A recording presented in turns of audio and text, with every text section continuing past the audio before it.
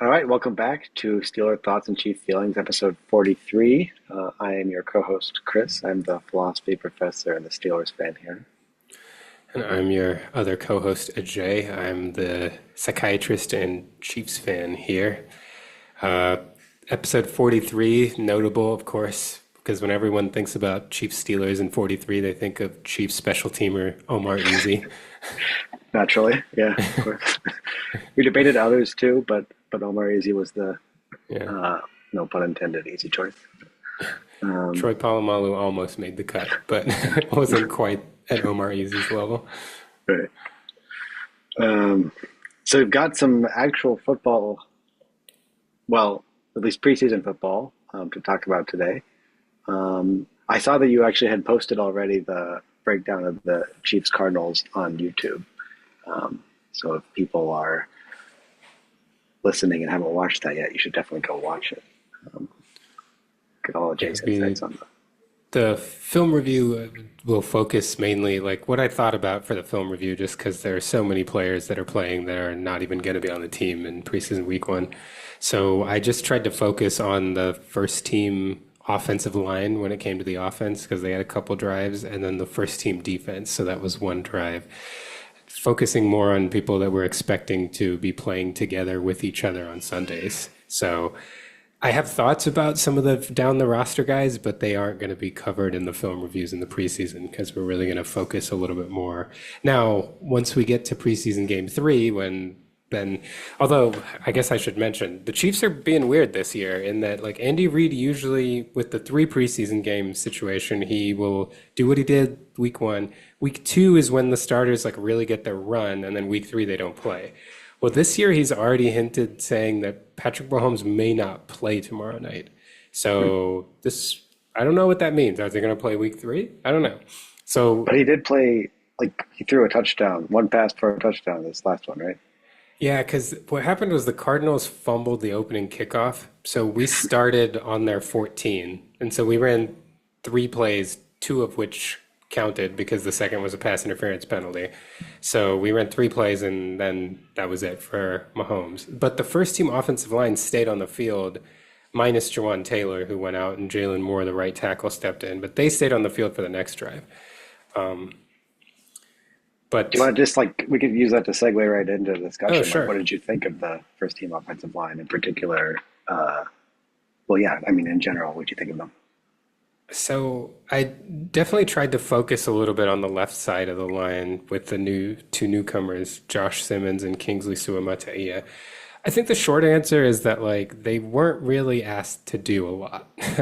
Hmm. So like, you know, we didn't run any like a ton of like deep drops. We didn't run a ton of like even just regular run plays. There were a couple nice like combo blocks, but we had a couple draws, a lot of quick sets, quick throws. So it was kind of hard to say. I think one thing that's like pretty clear, and people have been saying this since training camp, is that Josh Simmons like moves differently from left tackles that we've had. He's like extremely light on his feet, and he just seems to be like exceptionally well balanced for somebody that size. It's like striking, and I don't at all consider myself an expert on offensive lineman movement, and I can see it. Like it's like, oh, this guy looks a little different than what I'm used to. And then Kingsley had a couple bad snaps that I think everybody will be pointing to. The first snap he had with the second team offense was basically what looked like it happened is he was late to identify a blitzer, so he was out of position, like coming over as the guy came in, and did not have like his feet under him and got shoved backwards. And I think it's being just pointed out as like, well, Kingsley got shoved backwards by a linebacker, which is part of the story, but I think it was mainly because of the poor ID of the blitz. Then he, at the end of that, he tripped over Creed Humphrey. So, which I feel like is really unfortunate because I would have liked to see how he recovered. Like he got the shove, he went backwards. Would he have been able to like re-anchor? We'll never know because he tripped over Creed Humphrey, and then the linebacker hit Minshew, and that was that. Mhm. So Kingsley sort of mixed results in. I mean, he didn't play a ton, right? It was. Played like 11 snaps, I think. Okay, So, yeah. So, I mean, it's hard to know how to extrapolate from 11 unless they're like all bad, I guess. Then that's, yeah. but they weren't all bad, so yeah, hard to know. Yeah, and like, I don't know that he got an opportunity to do a lot of like really good. It was like too bad, and then the rest of them like I don't know, fine. Yeah. Like Do you think that was strategic? Like there can be. I think it was actually because maybe it was Trey Essex or somebody that was commenting on the Steelers' offensive line in the first preseason game, saying that they weren't asked to do a lot either. They had some sort of easy, rollouts and draw plays and things like that are just easier on. You don't have to do as much as an offensive line. Or show off as much, I guess, in those contexts. And maybe that's just like a confidence building kind of thing. Like the coaches want to call easy plays for the line, for a young line that's trying to gel. yeah, that makes a lot of sense. I think that especially when it's like this is the first like live bullets action, like let's ease into it. Also from an injury standpoint, when you're like first time going like really hard, maybe you don't want to be asking them to do too much, like Yeah.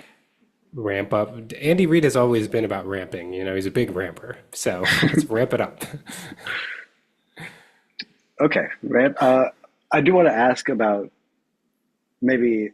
Well, okay. So we can go anywhere you want from here. I do want to at some point ask about what your thought is on like does Mahomes need more time in the preseason at this point in his career, or is he like? Are you confident? Like, he's going to be Mahomes is Mahomes, right? Like, do you need him to ramp as the other players do? I don't think so. I mean, I think what I've kind of liked the way that Andy has done it in the past, where he just like let him essentially play one real game. Like game one is just like a quick drive and then you're done. Game two, maybe you get two or three drives, and then game three, you don't play at all. Um, I think it's especially for just confidence of like, for example, the back shoulder touchdown he threw to Brownlee, I feel like was nice. Like Mahomes doesn't do that very much. Uh, I think that, we've had a couple, he threw some back shoulder to Juju Smith-Schuster in 2022. We thought we were going to get back shoulder to Justin Ross, and that never really materialized. So just, I think those things are nice. Just the timing and of like playing against an opponent and actually seeing that you can do some of the things you think you can do. But I wouldn't be like all up in arms if Mahomes didn't play the preseason. I don't think Andy Yeah, Reid would ever do that, but I wouldn't care. yeah. Um, I also heard rumors that I think Kelsey had like what 2 snaps or something. Is that Yeah. right? I heard that he looked somewhat sprier in those 2 snaps than maybe you were used to from last year. Was that your impression too, or is it just too hard to tell? It's kind of hard to tell, but I would agree with it. Like one of the blocking snaps when they ran the draw, he like got to the second level pretty quick. Like we didn't actually see him run a route, so that would be interesting. But it, there's been a lot of talk about the fact that Kelsey like maybe wasn't in the same shape over the last 2 years that he was before. I didn't know this until he did the like GQ cover, but apparently he told GQ that so he normally used to train with this guy in Florida, and the last 2 years he had moved to training in LA because of his like entertainment commitment. And now he's back to the original, like what he did for the first part of his career. So I think Kelsey himself seems to be indicating that he may not have been in the shape he wanted to be in the last 2 years, and now he's kind of gone back to what he was doing before. And let's see what happens. Yeah. Um, I mean, I can comment that training in Florida sucks, at least depending on what kind of training you're doing. But it just like it probably pays off, right? Uh, I trained in Florida for a half marathon for a while, and then I ran the half marathon, but that was in Massachusetts, and it was like so much nicer than what I was used to in Florida. Because it's just like, at least in Gainesville, it's so humid all the time. Like you're running in like 90% humidity with a dew point of like 90 degrees or something. It's just, it's like a joke. Like, why would you do this? Why would you build a town there? I don't know, but they did. Anyway, so maybe that's the benefit of the miserable Florida climate. I know Chris I don't know where Jones he's trains training. in Florida too. Oh yeah, there's something to it maybe. Um, the I, I want to ask about Omar Norman Lott, but maybe that would be jumping the gun. Is there other offensive players you want to talk about before that? Um, One thing I'll just say is that there was some mention being made of the fact that Jason Brownlee saw the field before our rookie Jalen Royals, and I don't really put much stock into that at all because I think it was fairly clear that Jason Brownlee was coming in for the back shoulder throw. Like they were at the goal line, they wanted to try a back shoulder throw. He was their number one guy to do it, and so that's why he was there. I don't think that means he's like higher on the depth chart or anything. He was just the back shoulder guy, which he did very well. I don't mean that disparagingly at all. Like, I mean, if he's that kind of back shoulder guy, it was a great catch. So I'm that's the good guy to be. But the other receiver I would say is Tyquan Thornton, the guy that we picked up last year after the Patriots cut him, and he was on our practice squad toward the end of last year. He looks like a Chiefs receiver. He is a thin guy. He's a little taller than we're used to, but he gets open. He runs routes pretty well. He's a good blocker for as skinny as he is. Like he actually blocks in the run, which is a very important thing to be a Chiefs receiver. And he kind of has the moves to get open in the red zone. He's not going to be like a fight for the catch. He's not like a George Pickens style, like I'll outmuscle you for the ball, but he's got enough shiftiness to get open in the red zone, which is kind of what Chiefs receivers do. So I think he could be something. Like he was a second round pick for the Patriots and flamed out there, but I don't know that this is like a typical Chiefs like pedigree retread who doesn't do anything. I think he'll actually be like a fairly significant contributor. And by that I mean like 20 catches, not like 60 catches. But I think Yeah. that he'll do things and we'll see him make some plays. Where would you think he fits in wide receiver? Like what wide receiver would he play Well, I don't on want the to. roster? Maybe I should say Justin Watson. I was going to say Marquez Valdez Scantling, but I feel like that brings about negative emotions, which it shouldn't, because that man had two incredible playoff runs in Kansas City. I feel like he should be viewed like Sammy Watkins, but he's not. So I will say Marquez Valdez Scantling, because if he has playoff runs, like he was here Yeah. for 2 years and we won the Super Bowl both years. So yeah, that's how I see him. I think he's going to be running Yeah. clear out routes, but he's going to be doing them well. Like, in especially in 2022, like MVS really threatened down the field and it helped open up our offense. And Mhm. I don't know that Tyquan Thornton's going to be at that level, but he put a nice double move on a corner and then got completely overthrown by Bailey Zappi. But he got open, so I like him as like a slow burn downfield guy, like MVS. He has the speed to do it. Yeah, yeah. He's not like a quick accelerator, but he's the guy that like separates in after like 10, 15 yards. Like, Yeah, it's like the Mike Wallace style. Yeah. yeah. Subtle, Although, but he'll get that. He'll get going. but Mike Wallace was like the pinnacle of that style. Like, if he's like 75% of Mike Wallace, I'd be thrilled. That was a fun time. Okay, good. Anyone else on offense that you want to comment on? I feel like I'm sort of ignorant about the rest of the offensive performance. Uh, Down the roster, there's a tackle named Essa Poole who is very tall and again like just moves differently.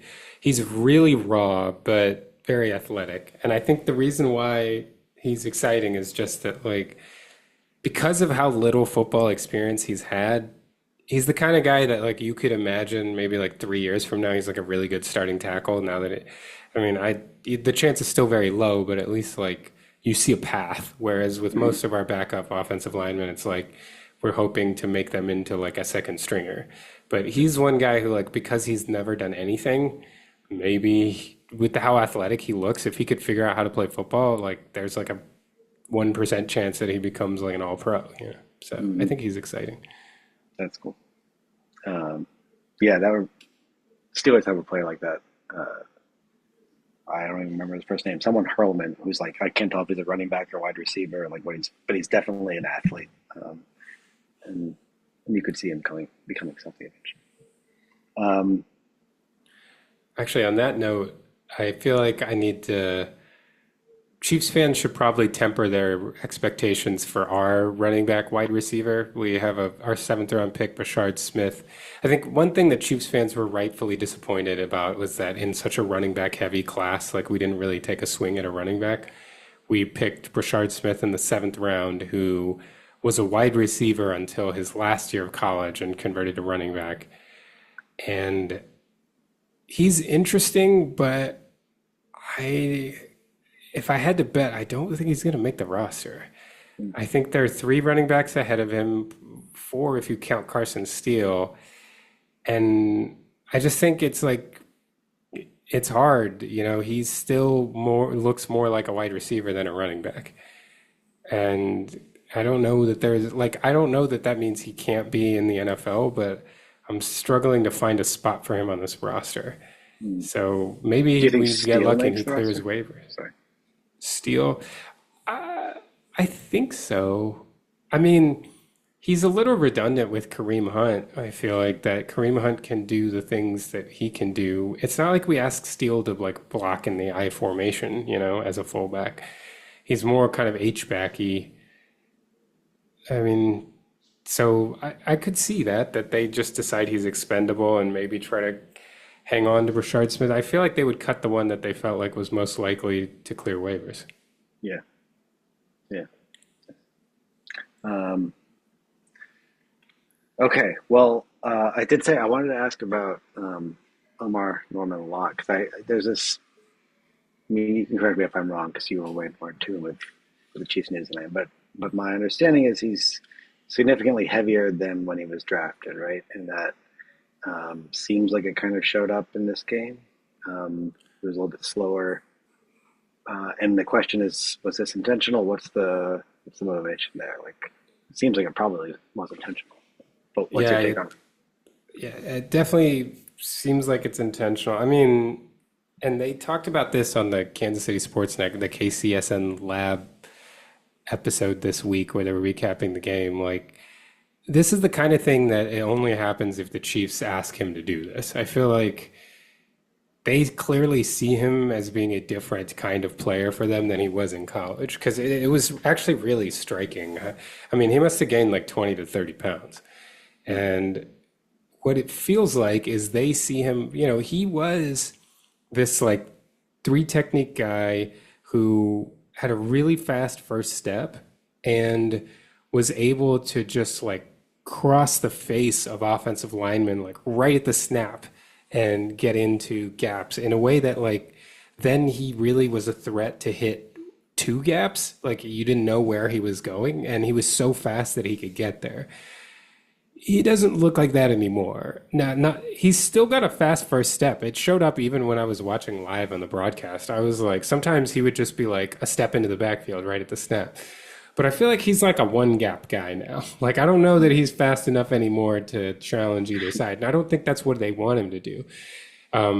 As they were saying on that KCSN episode, they already have Chris Jones to play three technique, and they have Jerry Tillery to play three technique. They really need someone else to play nose, and he's not going to be like a Casey Hampton nose, who's just going to sit and man two gaps. But he could be like a big guy that could just control one gap and be able to penetrate. Like I think what he is a really fast, quick pass rusher for a nose tackle, and Mhm. that's where they seem to want him. And this is kind of consistent with what Steve Spagnuolo has done in his prior stops. Like Chris Jones, honestly, is not a Steve Spagnuolo player. Like they have found a way to use him. I mean, not that it's that hard. He's amazing, but you do what you can with what you create a scheme for what you got. But historically, Steve Spagnuolo has wanted guys Chris Jones's size, even maybe a little slimmer, but to be ends, and they then get really big guys in the middle. And I think they're trying to make Omar Norman Lott into a big, quick guy because he's not going to lose that much even gaining the weight. So that's what it Mhm. seems like their goal is. Yeah. When you were talking about Casey Hampton, that reminded me, like, yeah, he almost never like pressured the quarterback, but there was a time or two where think I remember him sacking Brady, just like busting right through the center of the line, and like just like Brady's like, no, I'm not gonna try to avoid that. When you see someone that big coming at you, I think you just go down. But yeah, but you're thinking like he could be a nose tackle type that actually does have some pass rush ability too, Yeah, and I which think would be nice. he would primarily be a pass rushing nose in the sense that I mean, I know that's a little contradictory because you often on pass rushing and like passing known passing downs you're not going to have a nose, but I don't know that he's going to be like an awesome run defender. He's not going to be Mike Pennell when, Mike Pennell was just like eating up blockers. But I think what they're trying to do is make him good enough against the run that you don't have to take him off on rundowns. Like he can still play nose on a rundown. And if it's like, you'll have him on not like 3rd and 16, but maybe 3rd and 6, where like you could see a run, but it's a passing down. And so he's a pass rusher that wouldn't get blown up on a run situation. Mhm. Yeah. Um, yeah. Well, it is. I wonder if we'll ever know the backstory there about whether that was intentional or not. But even if it was, it's like and it works out, then great.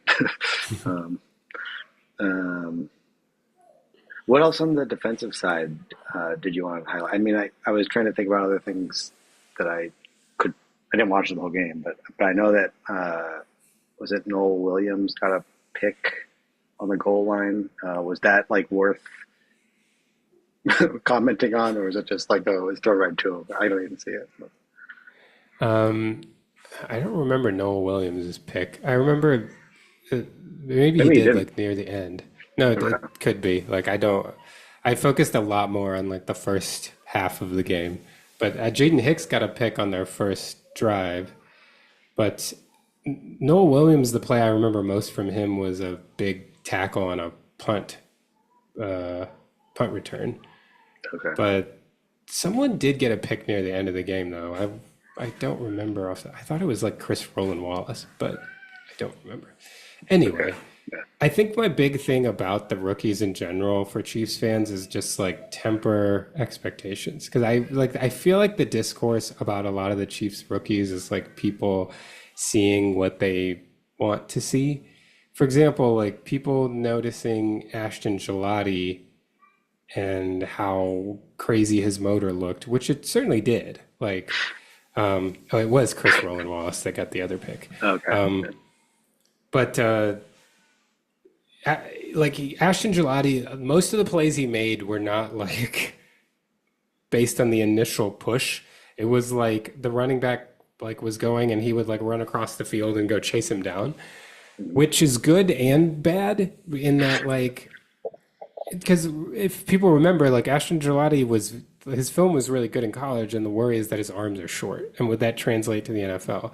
For as much as he played like his long hair is on fire, I didn't see like him. You know, this is a third round pick, so you're not expecting it. I'm not saying this as a ding on him at all, but he wasn't like he didn't look better than second string players. So like just remember that when we're thinking about what he's going to do as a rookie, right? Like Yeah.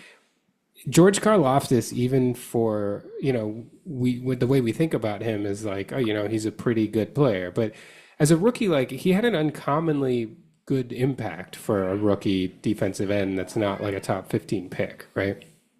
He, I mean, he sacked Joe Burrow in the AFC Championship game.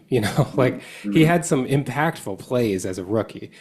I'm not expecting that from Ashton Gillotte. Like he'll be rotated in sparingly, and we might see him make a play here or there, but he didn't look like a guy that's like ready to be better than a first string player. Like he was not quite ready to be better than a second string player. And Yeah. who knows, that might even change in the preseason, right? We've seen one preseason game from him, but he looks like a guy that is a high effort guy and things might come together for him like later this year or probably more likely next year as he like starts to become more of an NFL player. But the real Yeah. question is, and the what I want to really watch as he continues to get snaps in the preseason, are his short arms going to be like a limiting factor here that's going to prevent because it seems like he's got everything else.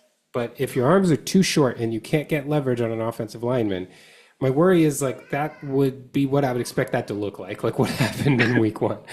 But we'll see. It's very early. Like I don't know. We still love to And see a good motor, though. I mean, a oh good motor's not. yeah, and good motor to me indicates good work ethic, which indicates the potential for improvement, right? Mhm. Because there have been short arm players that have done very well. So it can happen. And maybe he just needs to figure out a proper technique to get the leverage he needs to. But, for as much as, and I'll say the same thing about Jeffrey Bassa, the linebacker that we drafted. He came in on an A gap blitz that opened up and made uh, a hit on a quarterback that forced an incompletion, and he like flew through the line and stopped a run once, and I think that was really exciting. But like all in all, like he was fine. Like let's not expect anything from him. Now, the one thing that's really cool is that Nick Bolton said that he was very smart and he was impressed with his intelligence. And Nick Bolton is considered one of the smartest defensive players that Spags has coached. So Mhm. that's good. Like maybe there's some promise. He's a small guy that I love the fact that he's ready to fly downhill at his size. But again, like these are not guys like look, if we get contributions from a Noel Williams or an Ashton Gelati or a Jeffrey Bassett this year, that's awesome. Yeah. But I would not go in expecting anything. Yeah. I think, yeah, totally on the same page about that. Like especially like third, I mean, maybe even second round picks, it's a reach to expect them to make really significant contributions in their Right. first year. I mean, maybe they're thrust into a role and they had to start because there's no one else to, to fill that role. But like I think back to like Le'Veon Bell's first year, he was fine, but he wasn't Le'Veon Bell until year two, and that's Yeah. when you really expect to see the jump. Yeah, and that's a position too where you could see an earlier jump, and even then you didn't. Like it's Yeah. and I think Chiefs fans get spoiled because like we remember like, oh yeah, well Jaden Hicks last year was a fourth round pick and he had interceptions. And it's like, yeah, but that's like really good drafting. That's not what Yeah. happens all the time. That's cool when that happens, but we don't want to expect that every year. Like, let's see. And so I think we don't want to consider Ashton Gelati a problem if he doesn't do much this year. Like that's what we should expect. Mhm. Now Felix Anudike-Uzomah, like he's the guy I'm worried about. Like this is year three, and he was a first round pick, and he's playing like late into the fourth quarter of the first preseason game. Like that, that's worrisome. The fact that even Ashton Gelati is like clearly coming into the game before him, that the Chiefs seem to be like more leaning toward punting on Felix Mhm. Anudike-Uzomah and just being like, well, we missed that first round pick, which is a sad thing to say. Um, because we thought maybe toward the end of last year, like he definitely was better in year two than year one. I don't know that he was good, but he was better. And so the Mhm. question was, would he be even better this year? Well, it doesn't look like they have a lot of faith in him right now. So we'll have to keep watching that. I mean, it's hard to know exactly how to read into like the fact that he played really late in this game too, right? I mean, it could just be a motivational tool. Like, there's so many ways to interpret that from our perspective of relative ignorance. Um, Yeah.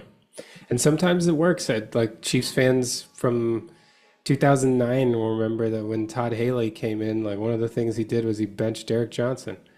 Uh, Benched him and basically was like not playing well enough. And then Derek Johnson became one of the best defensive players that's ever played for the Chiefs. So, and what was funny is I wonder what he would say about it now. But if I remember correctly, I remember him being interviewed about it like a couple years later when he was like multi-time Pro Bowl or All Pro, and they were like, "Was that like a good thing that he did?" And he was just like, "No." Like he didn't. I don't think he said it that bluntly, but I remember the at least the idea being that like he did not think Todd Haley should have benched him. It wasn't like, oh, that was a good experience for me to learn. It was just like, no, you shouldn't have done no, that. no love lost with Todd Haley. I don't think a lot of people that work with Todd Haley have much love Yeah, lost. he he's an interesting guy because like yeah, people don't yeah, no one seems to really like him. But I will say But he like does get he results he often. got Dwayne Bowe to play really well. So Yeah. I don't I I think Ben mean had his best years with Todd Haley, as much as they seemed not to like each other. But he definitely understood wide receiver. But I wonder what Larry Fitzgerald would have to say about Todd Haley. yeah, that's a good That would be question. really interesting. Um, Anything else from this Chiefs preseason game that you want to comment on? Two things I want to say Chiefs wise before we have to hit the break. One is that, and I promise, like I remember saying this kind of thing less enthusiastically toward the middle of last season and being wrong. So if I'm wrong this time, I will never make this kind of prediction again. I'm not going to be like people that say the Chargers are going to win the AFC West, and they just keep saying it every year until it happens. Um, I think Patrick Mahomes is going to return to his statistical levels that we are used to. Now, I don't know that that means 50 touchdowns, but I think the days of like, you know, right around 4,000 yards and like 28 touchdowns are over. I think that we're going to get a 35 plus touchdown year.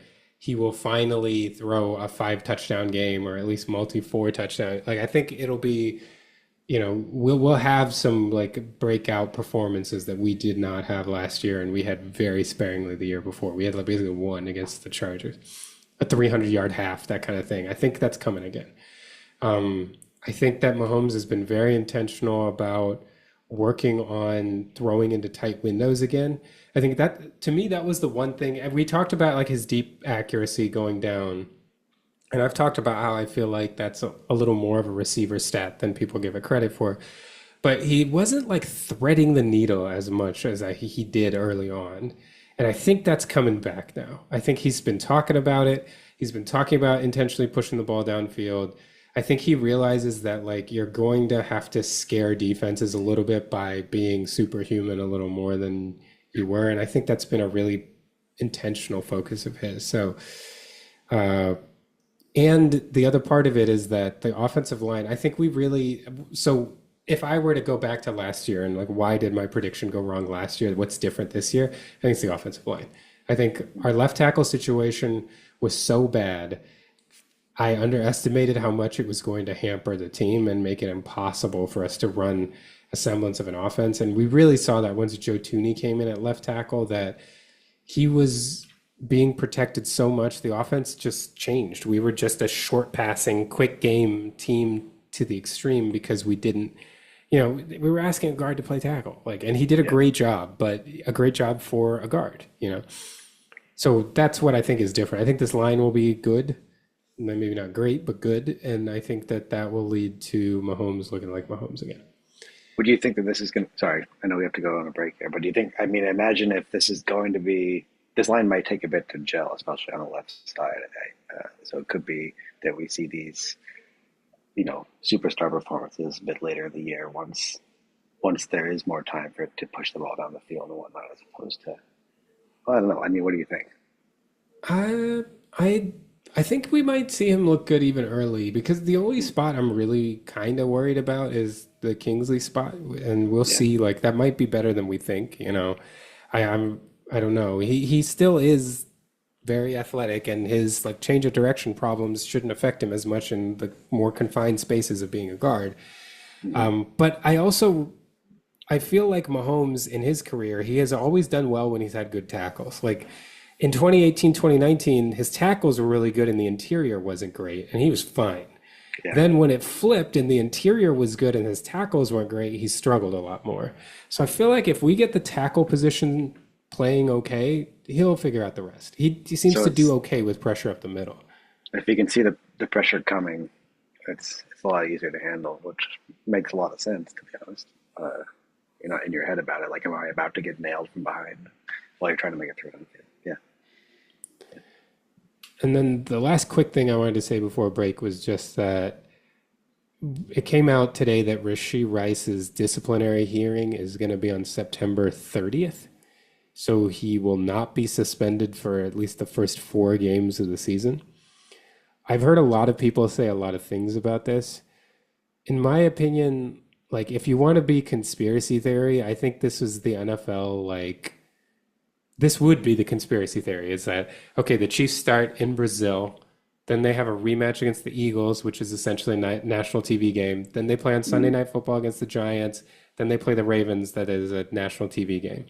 Like maybe they just want the Chiefs to have their full cohort for the big national TV spots. But the problem with that theory is that if he misses games toward the middle of the year, there are a lot of national TV games then too, and there will be games like against the Lions and against the Bills. So like, I don't know, maybe like the other thing is, I think from a Chiefs perspective, this is worse. Andy, I 100% guarantee you would rather have him miss games at the very beginning of the year. Get it over with, especially if this is like a 6 game suspension. If he misses like weeks 5 through, it would be 12 because we'd have a bye week in there too. That sucks. Like Andy, we know like installs Yeah. the offense in levels, and the stretch run is the most important. Like at least we get him back for like 13 through 18, but I think the Chiefs would much rather prefer this be front loaded. I would prefer it be front loaded, regardless of the opponent. So I don't think the first part is that much harder than the middle part. Like I said, we'd be Lions, Bills. Like we want him for these games too. So I don't really think it helps the Chiefs. I think it would hurt the Chiefs, honestly. But maybe it was done to preserve those like national TV games at the beginning, because I don't know why they can't just decide now, unless they're gonna like commute his sentence, and to use like a prison term. But Yeah. maybe they're going to be like, well, you're not going to get suspended actually because of the things we detailed, the fact that he's, pled guilty and given the money and basically like tried to make the victims whole. I don't know, Yeah. but I Yeah. don't like it. I don't like this like missing time in the middle of the year. I don't like it. That's a good take. I like that one. Okay. Well, we gotta take a break and then we'll come back and talk a little bit about the Steelers game. Sounds good. And we're back. Okay, so the Steelers also had a preseason game that we should recap. No They Aaron did, yeah. Rodgers in this one, Well, but first offensive drive that was fruitful nonetheless. yeah, yeah. I texted you after and I was like, I'm not getting excited about this. And then you reminded me. So yeah, like so what happened? We went down the field. Mason Rudolph was like perfect on the drive, threw a touchdown to Darnell Washington, who finally maybe, well, who knows, but like that's how we should have been using him for a while now. Um, Looked good. Uh, and I was getting excited. And I was trying not to get excited, and you reminded me helpfully. Like, remember 2 years ago when Kenny Pickett's offense looked incredible in the preseason, uh, and then we just hit a wall week one, and basically the entire regular season. So yeah, I had already forgotten about that, which is a little alarming. Uh, but yeah, I think there was reason for optimism. I'll put it that way, without saying that. Uh, we should be excited. But I did think, you know, like extracting some things from that first drive.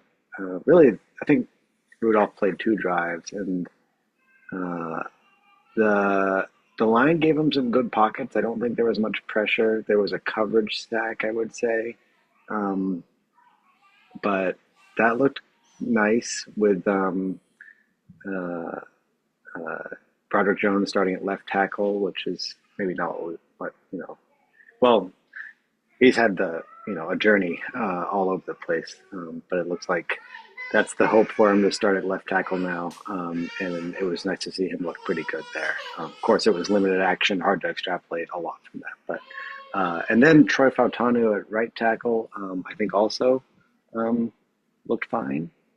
Maybe more discerning eyes would have seen some problems there.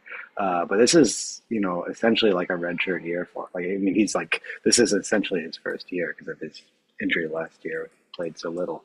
Um, so I think there's reason to be cautiously optimistic about the Lions' pass protection, which is going to be crucial given that we have a 41-year-old quarterback who, as you mentioned, did not play. And I don't think he's going to play at all this preseason. That's what it sounds like the plan is. Which, when you're that old and frail, I see the wisdom of. um, yeah, I think and it was good to see Darnell Washington get a target in the end zone and come down with that. It's just a mystery to me why we haven't done more of that, given his size and athleticism. But um, if we could, he's capable, I think, and him and Fryermuth and Johnny Smith, that's a lot of good pass catching tight ends there that we should be able to make use of. And Arthur Smith loves his tight ends. Yeah, that's my 2 cents on the sort of early going there in the game. I what do you well, I will say first thing, like to me, when I look at the like when I see the potential path for the Steelers offense being good, it is because I love the offensive line. Like I love every player on the offensive line, actually. I think Frazier and McCormick are very interesting and I think are going to be good. Isaac Seumalo is already good. And well, maybe I don't love Roderick Jones, but he could Yeah, it's make me hard to one. know, right? Like, there's potential. Yeah. I mean, he was really good in college. Uh, Yeah, and he's struggled at right tackle, but there are some that struggle on one side and do well on the other. So, and Troy Fautanu, I've always been optimistic about.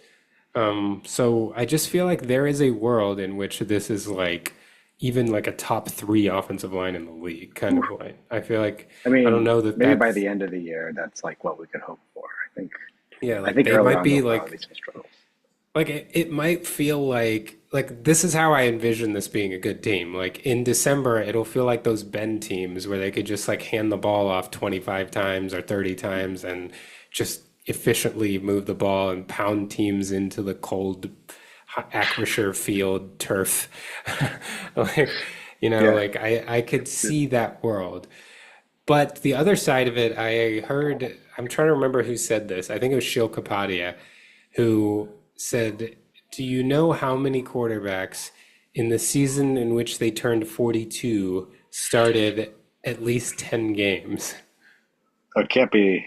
It can't be like more than single digits. It's not more than one. It's just Okay. Tom Brady. Yeah. Yeah. So, That doesn't inspire much confidence. I mean, Mason Rudolph looks good. He's probably going to have to play for us a bit, given how old Roger is. I mean, like when I fall down or do something now, I feel old. Like I cannot imagine being, another. They say that there's like a step up in your experienced age, like how old you feel around like 33 to 34, I think, and then another run around like 40-ish. I definitely feel like the one at 33 to 34 hit me, but I can't imagine another one and still like playing in the NFL after that. yeah. But if he can do it, kudos to him. I Um, feel like, I feel like I've been kind of lucky that way. The one thing I will say is I just, exercising now, I just have like random parts of my feet that hurt. It'll just be like the outside of my right foot near the base of my pinky toe. I don't know, there's just like a pressure point there that hurts when I step a certain way. And it's like, I don't know why. that's But a very specific place yeah, to and feel pain. and it just like, and I can tell I'm building like a callus there. But they're just, I don't know, randomly I'll just be walking and I'll be like, why does that part of my foot hurt? Okay, why does this part? Like, I don't know. Yeah, I don't yeah, know, no. but If you, I feel like yeah, you must be lucky if that's like the worst of it, right? I don't know, like, or maybe I'm not, but like when I used to like love like crawling around the floor with the dogs and like playing with them, and now it's like, man, I'll still do it because they need their playtime, but but I don't enjoy that as much. My knees really, I mean, I think I've been running too much and my knees are not happy. So, I don't know. Uh, yeah, I feel old. That's the that's the upshot. Um, but back to the Steelers.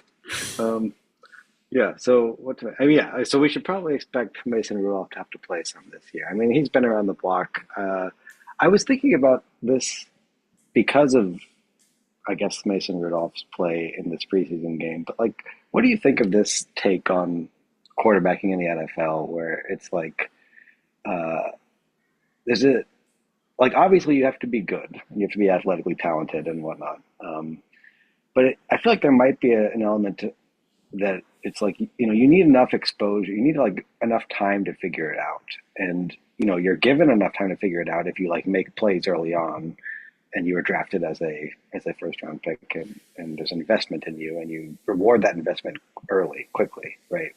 Um, but a lot of players like aren't, they aren't given the time to figure that out, and they sort of, you know, they get slotted into that number two or number three role, and they travel around the league playing number two or number three for a while. But I wonder if, like, occasionally you do find someone that can like figure it out late after having enough exposure to just playing at the NFL level. The problem with that is that you don't see it happen very much. You do see it like occasionally, like Geno Smith, for example, arguably did this. So I don't know. Do you think there's an element of it that it's like just it takes time to crack it, basically? I think that's possible, but I think the other part of this is that the thing I feel the most, and we kind of talked about this last year, but I feel like I've even furthered in my development of my belief in this idea is that I think there are iterations to like quarterbacking in the NFL throughout your career too, and that you crack it in one way and then the defense takes that way away. And then the question is, can you crack it in a second way or a third way? And I think that's what separates, because I was noticing a graph was going around online where they were showing like the ages at which quarterbacks and all positions are most likely to go to the Pro Bowl. And they were doing it to like the person was a fantasy analyst, I think, that was trying to highlight the fact that age 25 is a very good age for tight ends. Like they kind of get going. But I noticed like the quarterback, like highest areas were more in that like 23, 24, 25 range. And I felt like the reason why that happens is like you're new in the league and it's like CJ Stroud, year one. Everyone was like, holy crap, he can do all those things. And then year two, it's like, okay, let's take away the things that he likes to do. What other things can he do? And to me, the ultimate example of this is Mac Jones. Whereas like Mac Jones had a good first year, and then defenses keyed on to the fact that there were like a couple throws that he could make really reliably. Let's just take those away, and he could not do anything. So that's my one worry, because the other guy that kind of built a career late after being a backup was Josh McCown, who had that stretch like starting for the Bears, and he was very successful, and then he like fell off again. Yeah. So I feel like that's a part of it too, is that though you might start to figure things out, then they're going to figure you out. And then it's like, what Yeah. do you have next?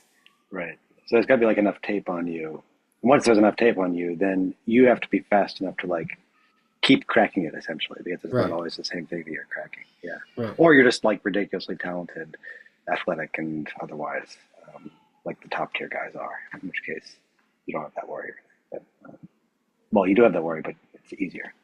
Um, yeah. Yeah. That's fair. Yeah. So temper your expectations about Mason Rudolph this year. I'm doubtful that he has suddenly cracked it, um, but you never know.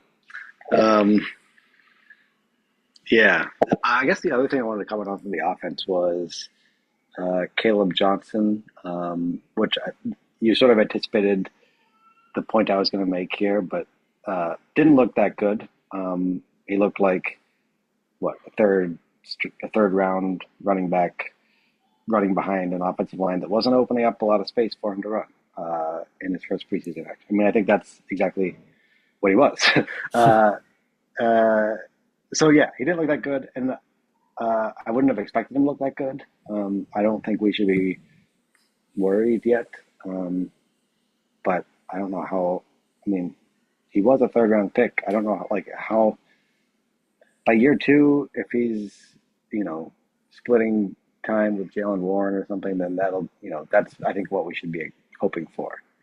Um, but this year, I think it's probably Jalen Warren's job to lose, and we'll see what he makes of it. I mean, I've also said on here that I don't know that Jalen Warren is a sort of.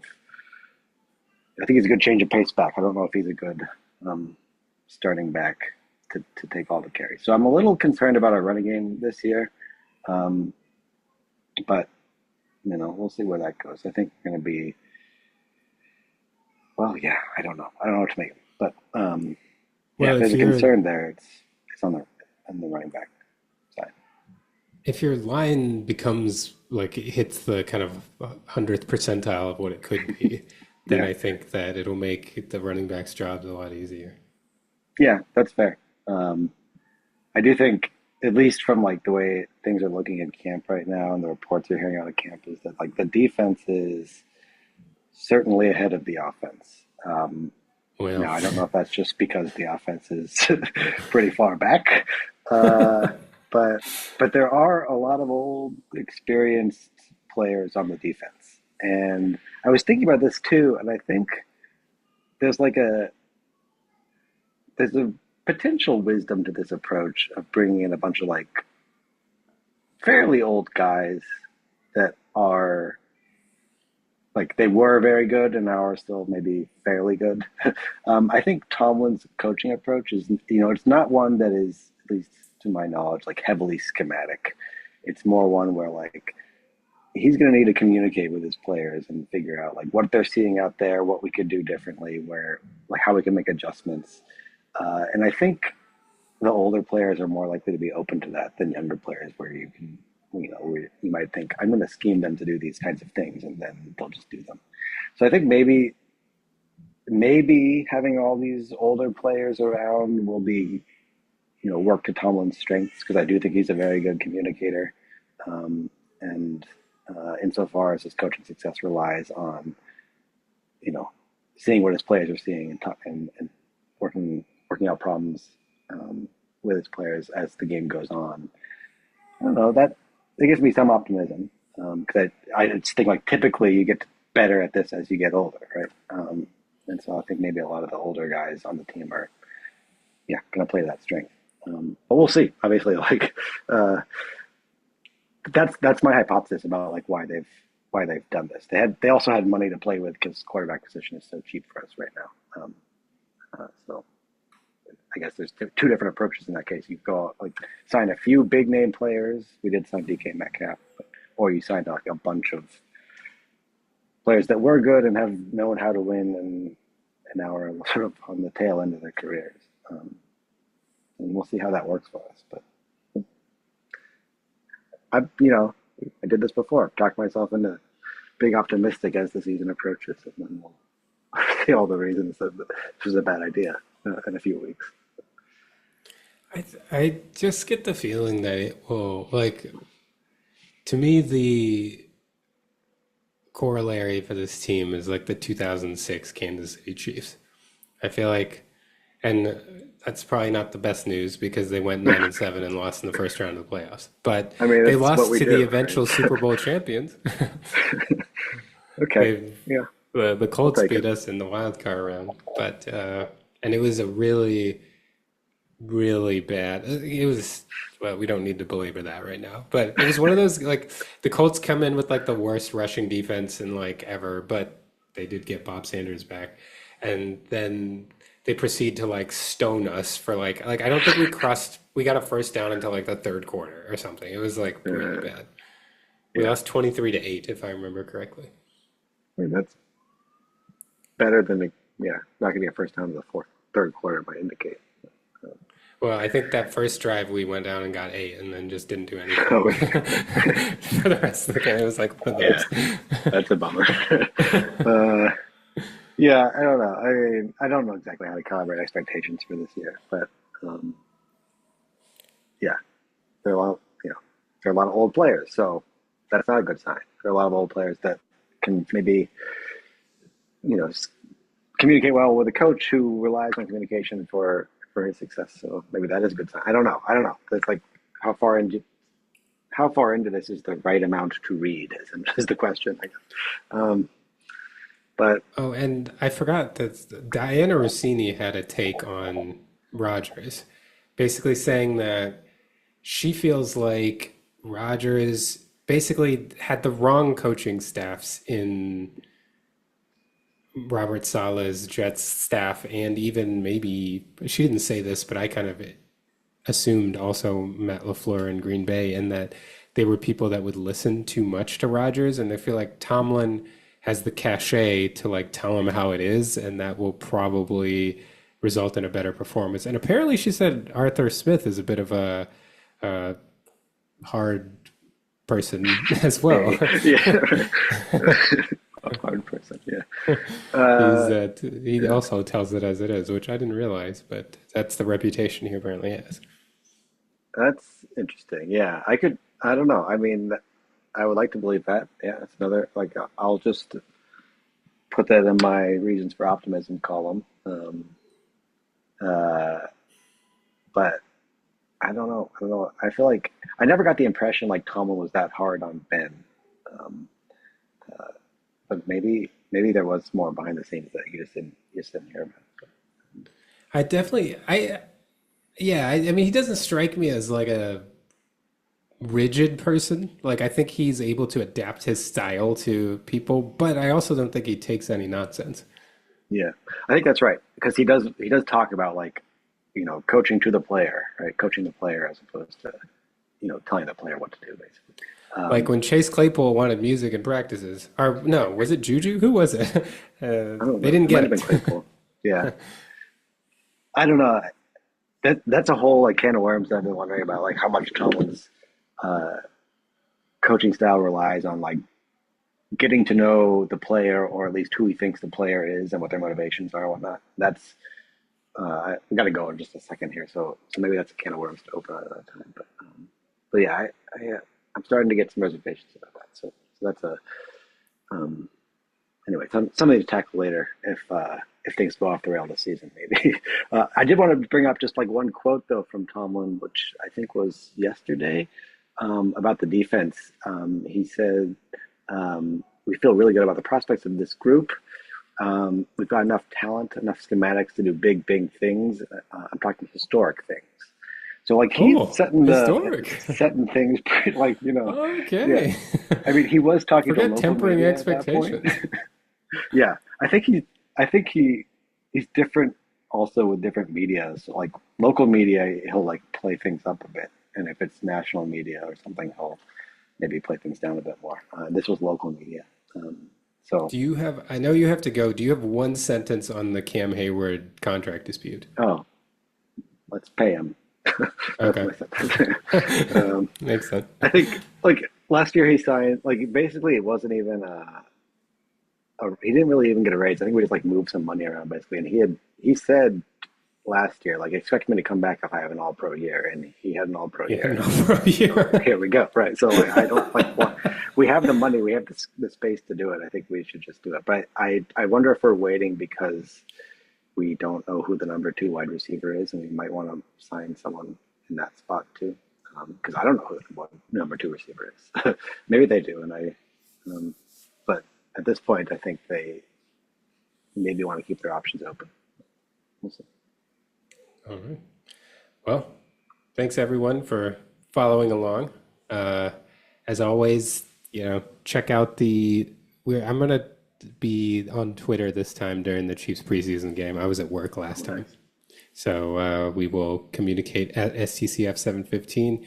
We'll post some stuff on socials from this podcast probably and from some other things. And the film reviews of the Chiefs are going to keep coming. Don't think I'll be able to do Steelers film reviews, but I might do like a play here or there if they're interesting If there's plays something that worth looking at, yeah. yeah. See if we can give you something to look at. Great. Yeah, but thanks for following along, and we'll have more football to talk about next time. Until next time.